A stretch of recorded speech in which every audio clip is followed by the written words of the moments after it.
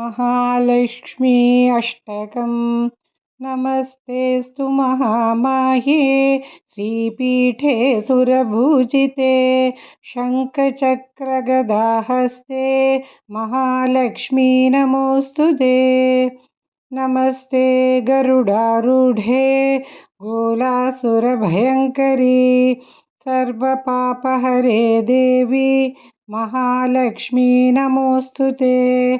सर्वज्ञे सर्ववरदे सर्वदुष्टभयङ्करी सर्वदुःखहरे देवी महालक्ष्मी नमोऽस्तुते। सिद्धिबुद्धिप्रदे देवी भुक्तिमुक्तिप्रदायिनी मंत्रमूर्ति सदा देवी महालक्ष्मी नमोऽस्तुते। आद्यन्तरहिते देवी आदिशक्ति महेश्वरी योगज्ञे योगसम्भूते महालक्ष्मी नमोऽस्तुते।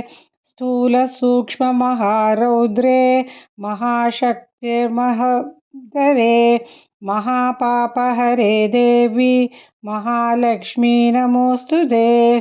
पद्मासनस्थिते देवी परब्रह्मस्वरूपिणी परमेशि जगन्मातः महालक्ष्मी नमोऽस्तुते।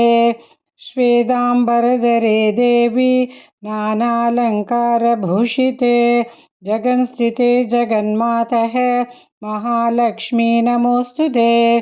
महालक्ष्मी अष्टकस्तोत्रं यः पठेत् भक्तिमान् नरः सर्वसिद्धिमवाप्नोति राज्यं प्राप्नोति सर्वदा।